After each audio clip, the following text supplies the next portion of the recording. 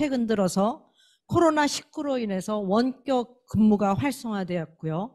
또 디지털 전환 등의 이유로 공간에 대한 관심이 정말 크게 늘어났습니다. 또 여러분이 잘 아시는 윈스턴 처칠이 얘기했죠. 사람은 공간을 만들고 공간은 사람을 만든다. 또 이번 CCF2022에서 공간에서 빼놓을 수 없는 중요한 부분 중에 하나인 주거와 건축은 물론 가상세계와 현실을 넘나드는 메타버스에 대해서도 심도 깊은 이야기를 할 것이고 발표가 있을 것입니다.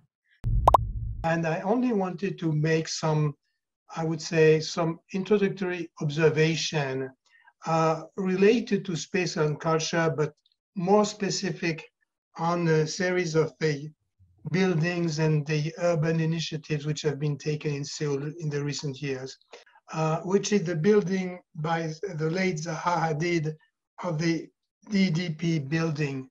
It's a wonderful object, but it has been designed by a computer, and you can find the same object anywhere in the world. And does it say we are in South Korea? Does it say we are in Seoul? No.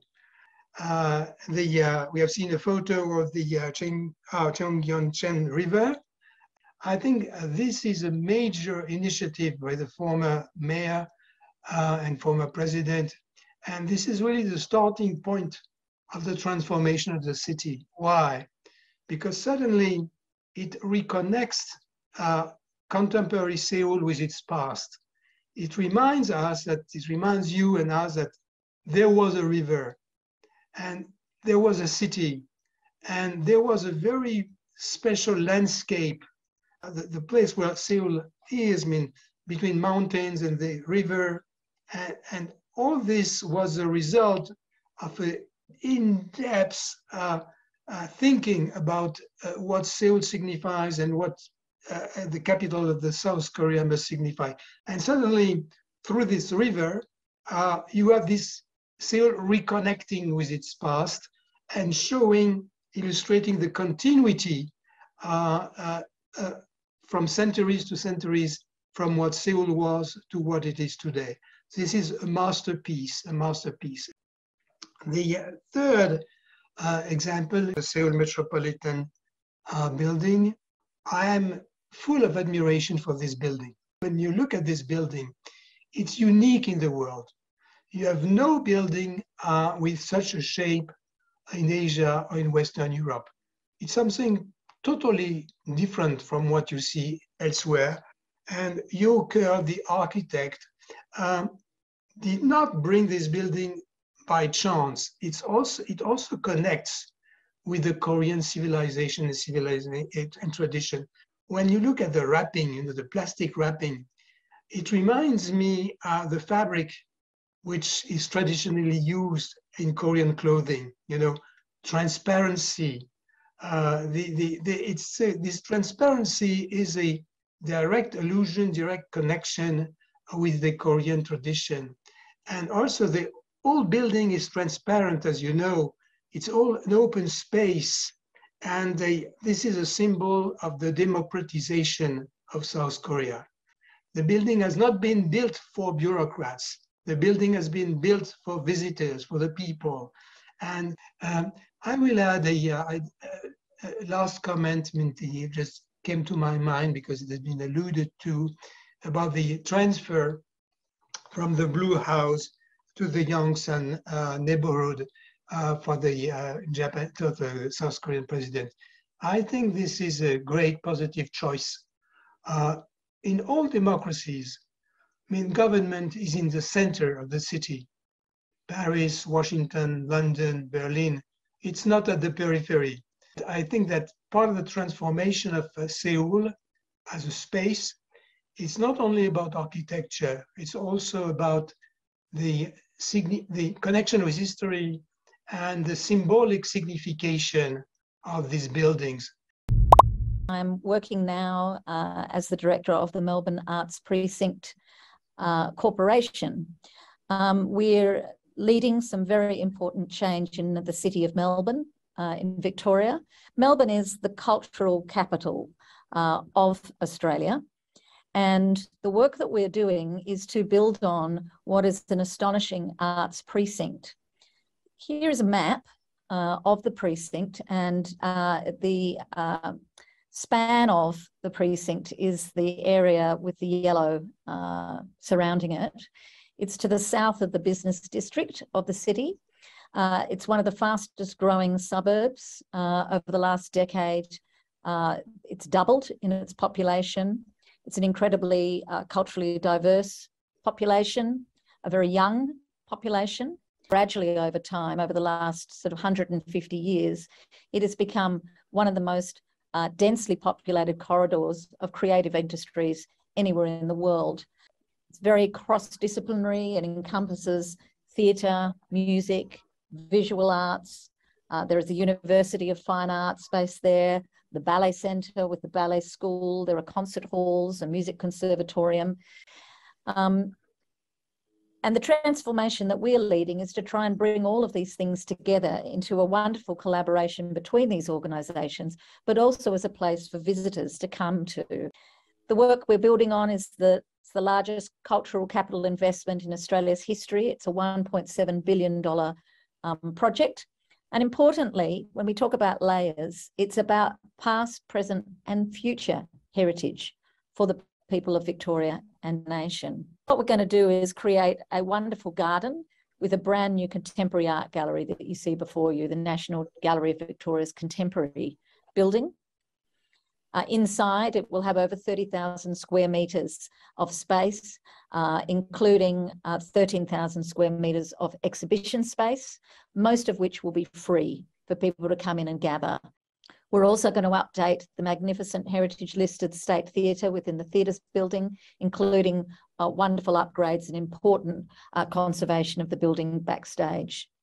And this magnificent garden, when we talk about natural space, there will be 18,000 square metres of new garden. It will be planted with both Indigenous plants as well as perennial plants and grasses, very much this kind of meadow style planting designed to attract biodiversity back into the city, to be part of a much broader kind of strategy around corridors that we're building through the city of Melbourne to ensure that pollinators are able to travel through the city, as well as birds and other insect kind of wildlife.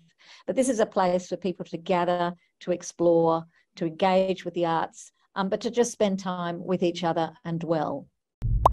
우리가 과거 인류를 보시면은 항상 그 해를 숭배하거나 달을 숭배하거나 항상 중앙성 동물이기 때문에 뭔가 빛을 보면서 우리가 뭔가를 소원하고 그랬던 적이 있었던 것 같습니다. 그러다가 인류 초기에 인류가 이제 불을 발견하면서부터는 모닥불을 놓기 시작을 했고요. 자기들이 생활하는 공간 가운데 불을 놓기 시작을 했죠. 자신들의 관점이 먼 곳에 있는 하늘을 보다가 결국에는 자기들의 무리의 공간 속으로 시선이 집중되면서 드디어 사회를 하나로 만들 수 있는 그런 구심점이 만들어졌다고 볼 수 있겠습니다. 그리고 인간은 계속해서 공간을 이용해서 사용해 왔습니다. 알타미라 동굴에 그림을 그리면서 이 공간을 자기의 생각을 언어보다는 그림으로 더 표현하기 쉬웠을 것이고요. 그 그림을 통해서 공간을 만들면 내 생각을 다른 사람들과 더 쉽게 교류할 수 있는 그런 공간이라고 하는 새로운 툴을 가지게 되었던 것이죠. 따라서 더 집단의 규모를 키우게 되고 공통의 신화를 믿으면서 우리 그 유발 하라리 교수가 사피엔스라는 책에서 얘기했던 것처럼 공통의 신화를 믿으면서 규모가 커지게 되고요. 그때 건축 공간은 큰 역할을 했다고 생각을 합니다.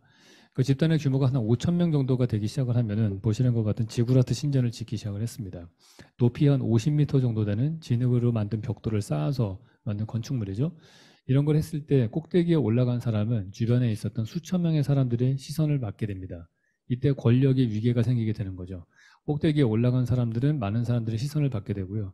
제가 만든 권력과 공간의 법칙 중에 하나가 하나의 시선이 모이는 곳에 서 있는 사람이 권력을 가지게 된다. 그렇게 얘기를 합니다. 그 위에 올라간 사람들 내려보는 시선 또한 권력자의 시선입니다. 왜냐하면 높은 데서 내려다보는 사람들은 더 많은 정보를 얻을 수 있기 때문에 밑에서 보는 사람들보다 정보의 차이가 생기면서 권력을 가지게 되는 거죠. 시선을 가진다는 점에서는 또 권력도 가지고 내려다본다고 하는 관점에서도 권력을 가지는 그런 권력자의 시선이고요. 이것이 고대 사회에서의 권력의 위계를 만들고 사회를 구성했다고 볼 수 있습니다. 그래서 우리가 맞이하고 있는 현대 사회를 보시면은 과거에 있었던 많은 그 교훈들을 그대로 적용해서 씁니다. 과거에 원형 경기장이 있었다면 지금은 야구장이나 축구장에서 서로 마주보고 똑같은 스포츠 이벤트를 보면서 사회의 통합을 만들고 있고요. 하나의 시선이 모이는 공간은 과거의 지구라트 신전의 꼭대기였다면은 지금은 매스미디어라든지 아니면 인스타그램을 통해서 그 사람의 시선을 모으고 있습니다. 인스타그램에는 이제는 우리가 누구나 자기가 사진을 찍어서 자신만의 SNS 공간에다가 자기를 표출할 수 있게 되었고요. 그것이 또 내가 권력을 가지는 얘기도 하면서도 또 다른 문제를 만들기도 합니다. 이런 SNS 공간들은 편집된 공간이기도 하고 확증 편향을 또 가중시키는 공간이기도 합니다. 그것이 우리 사회가 통합되고 발전되는 데 있어서 또 다른 걸림돌이 되기도 합니다. 어떤 면에서는 민주화되었다고도 볼 수도 있지만은 이것이 잘못되게 이용되면은 또 다른 문제를 양산시키죠. 과거에는 우리가 하나의 공통된 드라마를 시청률 60%나 되는 드라마를 보면서 한 국민이 하나의 감정 상태, 마치 그리스 시대 때 한 극장에서의 같은 비극을 받으면서 하나의 공동체의 마음을 만들었던 것과 비슷한 역할을 했다면은 현재에 와서는 OTT가 활성화되면서 무수히 많은 드라마와 영화를 볼 수 있게 되면서 오히려 지금은 공통의 거를 나눌 수 있는 것들은 없어지게 되고요. 개인이 더 파편화되는 시대에 왔고 반면에 우리가 다국적 기업들은 또 더 많은 권력을 가지게 되는 그런 현상들이 나타나고 있습니다. 그래서 우리는 이 사회에서 어찌 보면 또 다르게 오프라인과 그러니까 이런 도시 속에서의 공간이 더욱더 중요한 시대에 살고 있다고 볼 수 있을 것 같습니다. 온라인에서 또 다른 방향으로 우리가 진화를 해왔지만은 그 가운데에서 우리가 놓치고 있는 많은 그 사람의 권력의 분산이라든지 사람의 마음을 하나로 모은다든지 이런 부분들 공통의 추억을 만든다는 것은 오프라인 공간에서만 할 수 있는 것들이고요. 자연의 가치는 점점 더 가치가 높아지기 때문에 돈이 없는 사람들은 오프라인 공간에서 생활하기 어렵고 온라인 공간에서 생활하는 시간이 늘어나고 있습니다. 따라서 오히려 더 도시 속에서는 그런 것들을 공짜로 누릴 수 있고 공통의 추억을 만드는 것이 필요하다. 그게 또 공간의 중요성이 또 역설적으로 더 중요해졌다. 그렇게 볼 수 있을 것 같습니다. With the pandemic, with COVID, since the early 2020, many prophets have said that offices would become obsolete, that theaters would close, that cinema theaters would be would disappear, that bookstores were obsolete, that museums were gone, that exhibitions were passé, etc. What we can observe now is rather different, and I want to insist on this. What I would call the return to space and the newly rediscovered dimensions of space in culture and communication at large. I would say that if we observe the practice of people I would call cultural consumers or participants of culture, the return to space is something to actual spatial practices in a concert hall, in an exhibition space, in the streets is very important. I would here go back to a very famous text by French literary theorist Roland Barthes, who wrote a few decades ago about the pleasure of the text, the importance of enjoying what he understood as text, having in mind literature. If we extend this notion of the pleasure of the text, I would say that the pleasure of the artistic text, of the musical text, is absolutely fundamental as a component of contemporary culture, having a direct relationship, one not mediated by screens, by electronic protocols. And here, I'll give you two obvious examples. For instance, in terms of painting, what difference there is between the best digital image and the real painting, which reflects and absorbs lights, has a given scale, has a texture, has a true, truthful color. This is even more true in music in a three-dimensional space, is in a concert hall, which has its own qualities, gives a color to music. We know that the same symphony of Beethoven in one space or another one has different qualities. And of course, in my own discipline with architecture, buildings are not simply collections of pictures or even of videos. They're explored through a cinematic bodily experience, what Le Corbusier called the architectural promenade. And Adolf Loos famously, the Raumplan in German, the spatial plan in English, cannot be reproduced with the best 3D goggles or any kind of augmented reality, as they engage the movement of the body, which is as important as the movement of the eyes. Space, in sum, provides a multisensorial experience, an experience of scale, of distance, of color, of sound, of odors, which cannot be matched by other means. Space allows for communication and interaction between humans. 저는 그 포스트 코로나 때부터 시작하게 된 이 디지털 공간에 관한 이야기를 하려고 하는데요. 사실 답이 있는 이야기라기보다는 현재 공간의 변화 상황과 앞으로 미래에 이게 어떻게 변화할까에 대한 질문을 여기 계신 분들에게 던지고 싶고, 거기에 대한 해답은 사실 아무도 모르는 거고, 어떻게 변할까라는 생각을 갖고 있는 것만으로도 상당히 좀 의미 있는 시간이 아닐까 이렇게 생각을 하고 있습니다. 여러분도 아시겠지만 포스트 코로나가 되면서 많은 것들이 디지털화 됐습니다. 사실 업무 공간도 빠르게 디지털화 됐는데요. 저희 오늘 포럼처럼 어느 공간에 있던 이 사이버 공간에서 모여서 이렇게 토론을 할 수 있게 됐고요. 오른쪽에 보시는 것은 사무 공간입니다. 실제로 이제 저희 회사도 저렇게 일을 하고 있는데 건강에 대한 우려라든지 혹은 코로나에 대한 우려로 저 공간에 모여가지고 일을 하게 되고요. 실제로 로비부터 사무실까지 인테리어가 다 되어 있습니다. 그래서 저 사무실을 만드는 회사는 직방이라는 회사인데요. 서비스 이름은 소마라고 하고요. 저 안에서 인테리어를 하는 디지털 인테리어 전문가가 있죠. 그 다음에 디지털 건축가도 있습니다. 또 디지털 설계사도 있습니다. 이렇게 여행도 디지털화 되고 있습니다. 그래서 어떤 공간에 들어가서, 인터넷 공간에 들어가서 360도로 주변 환경을 보고 여행을 즐길 수도 있고요. 어떤 맛집에 가서 본인 집 주소를 치면은 그 맛집에 있는 음식이 배달을 해주는 서비스도 요새 각광을 받고 있습니다. 어른들의 모임이라던가 아이들의 모임도 디지털화 되고 있습니다. 지금 왼쪽에 보이는 메타버스는 음주 메타버스라고 최근에 오픈한 서비스입니다. 짠이라는 서비스인데요. 모여가지고 저렇게 술을 먹습니다. 지금 보시는 연예인들이 실제로 이 컨셉 영상이 아니라 모여가지고 지금 술을 먹는 영상이 인터넷에 올라온 거고요. 술 게임도 인터넷으로, 그러니까 메타버스 상에서 할 수 있는 거죠. 사실 이 메타버스는 저희가 준비가 되지 않은 상황에서 빠르게 진행이 됐습니다.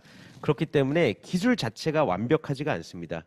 현재 인공지능 기술이 빠르게 발전하는 이유도 이 메타버스를 좀 더 자연스럽게 하기 위해서인데요. 문제는 번역입니다.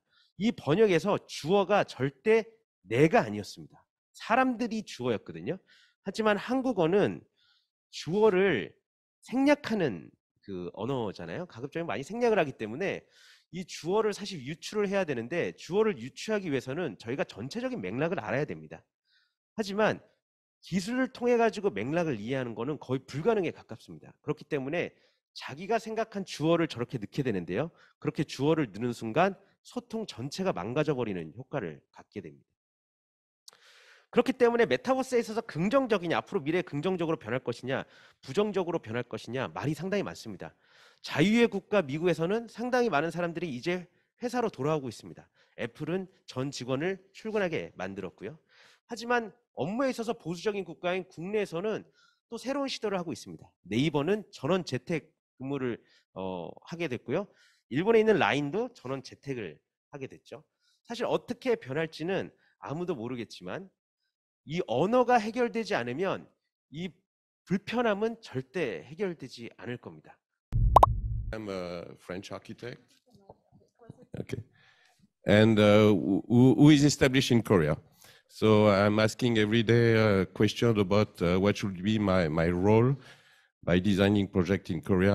And I found myself in a lot of questions about globalization, internalization. In Asia, you cannot consider only the space as only what you see, but as well what is associated to this space, which is sometimes more unseen, which is more spiritual. So this is what I like, this inherent ability of architecture to tell story and to define multiple levels of access And it seems to have been the lost cause of the past century in regard of modernism, which did favor too much functionality over symbolism and aesthetic. So modestly, in my way, I try to produce an architecture which restart to speak by using sign, symbol, and meaning based on the Asian value and philosophy. When I have to design the French school in Soremaol, in Sochogo, which was my first building, so I've studied what will be a Korean traditional school, which is a Sowon. So a Sowon, I visit many Sowon in Korea. It's always opened on the east. The teacher is teaching the student with the east in his back. Why the east? Because the east direction in the Taoism represents growth, and it helps the development of children. This is where the sun wakes up the morning and will help the development of the children during the day. Unfortunately, here I have the main street, which make a lot of noise with many cars. So this is, I was forced to close this direction. But symbolically, I put some sign which represent this direction. And in a certain way, by using this sign, I've been able to rebalance this, let's say, the physically negative impact of this screen, which is more a sound barrier. So this is what we did as well for Cartier. So I took inspiration from a Pozzaghi. So Pozzaghi, people think it's just a scarf, etc. It's not a scarf. A Pozzaghi is a traditional way to wrap up a present. And the pattern you use, the color we use, which are in reference to shaman, tell you the purpose of the present. So when I did the first Cartier Maison, I used the same logic of sewing with this bronze line, which connect many different elements of Cartier. New Zealand, similar to Korea in size, but we have a lot of open space and very few people. Korea has a lot of people, relatively little space. The South Island of New Zealand is 1.5 times the size of South Korea and has 800,000 people in it. It's very empty. So this, I think, creates a different sense of space for New Zealanders. For example, for New Zealanders, we like to think our house is our castle. You have a big house, lots of space, a big yard and garden. You like to play there, have friends come around to your house. You do most things at home. You only leave the house if you have to. We entertain a lot at home, we work a lot at home. Come COVID, people enjoy staying at home and they want to build bigger houses and increase the quality of the house they have. I'm fascinated that in Korea, it seems to be the opposite. The Koreans seem to enjoy going out more. Their houses tend to be a bit smaller. There doesn't seem to be the same tradition of eating and entertaining at home. And so people go out to meet, to work, to interact with people. And the classic for me is the coffee shops. You go to Starbucks and people are on their computers, on their laptops, maybe alone, but they like having people around them when they work. So there seems to be quite a different concept of space. And I'm fascinated, especially not only, but from CEO Lee's discussion about the impact that technology is having on that. I come from a world where people are few, space is big. In Korea, space is small, people are many. And in the metaverse or the virtual world, both are infinite. People are infinite, space is infinite. So what does that do? How does it affect people's sense of the kind of space in which they want to work and live? 지금 이 주제가 꽤 우리나라에 지금 시사하는 바가 크다 하는 생각이 들었습니다. 너무 주제가 커서 앵글이 너무 많죠, 지금. 그런데 저는 모든 공간이 다 문화화 되고 싶어 하고 있는데, 문화의 공간이 되고 싶어 하는데, 이 제일 공원 같은 그런 개념을 먼저 생각해 보고 싶다. 언제 가도 되고, 마음대로 가도 되고, 돈 안 내도 되고, 그 다음에 싸움 안 해도 되고, 경쟁 안 해도 되고 하는 그런 곳이 좀 많아졌으면 좋겠다. 그런 것 속에 가까이 도서관도 만들고 크지 않더라도 또 때에 따라서 재수가 좋으면 공짜로 하는 재즈 공연도 들을 수 있고 이런 것들이 많아지는 게 지금 너무 중요한 시점이다. 청계천도 그런 의미에서는 나가서 자꾸 즐길 수 있는 공간이 됐다는 게 저는 참 중요한 그 용처가 됐다고 생각을 하는데요. 지금 우리가 도서관이라든지 국립공연장이라든지 이런 게 국립이라고 해야 되는 건 정말 세계적인 건축가하고도 의뢰를 해야 될 정도로 다 중요한 거지만 국립보다 시립이 더 많아야 되고 시립보다 구립이 더 많아야 되고 구립보다 저는 동네에서의 그런 공간이 많아졌으면 좋겠다는 생각을 합니다. 왜냐하면 이 행복이라는 게 아무리 좋은 행복도 큰 행복도 왔다가 며칠 있으면 그만 사라지잖아요. 행복도 금방 초기화된다.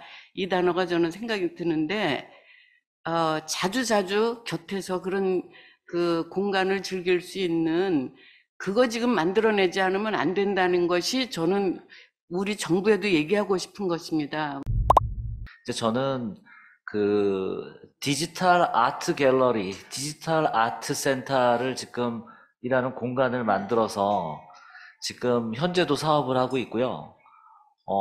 지금 뭐 그 서울과 그 다음에 제주도의 아트 센터 안에서 지금도 뭐 평균 하루에 2~3천 명 정도씩 그 방문을 하고 계십니다. 그분들이 그 공간에 대한 어떤 좋은 점, 그 다음에 또 아쉬운 점, 이런 점을 계속 말씀을 하고 있고요. 그래서 저는 이제 그런 관점에서 계속 그 이 세미나에 대한 그 얘기를 갖다 들을 수밖에 없었고요. 근데 좀 놀라운 거는, 저희 공간은 뭐냐면은 저희 나름대로 그 새로운 아트 센터, 그러니까 기존에 있던 미술관이나 기존에 있던 아트 센터가 아니라 좀 더 현대적인, 약간 미래적인 그러한 공간을, 그 아트 공간을 만드는 것을 목표로 하고 있습니다. 여기에서는 아까 그 장루이 코헨 그 건축사학자께서 그 말씀을 하신 게 있는데요. 뭐냐면은 우리가 뭐냐면 텍스트에서 얻은 그런 상상을 직접 하는 것들, 그 다음에 어떤 음악적인 그러한 직접적인 경험, 시각적인 것, 이런 것들이 점점 더 중요해지는 그러한 시대에 살고 있다라는 그러한 의견에 전적으로 공감을 하고요. 그거를 직접 경험하는 것뿐이 아니라 그거를 융합해서 경험을 할 때 이제 저희가 어떤 힐링을 느낀다 그러는데, 어떤 그 공간에서 저희가 그러한 감각도 느끼고, 그 다음에 거기에서 그 감각을 더 느끼려고 몰입함으로써 그 순간만은 우리가 힐링의 그러한 상태를 가져간다고 생각을 합니다.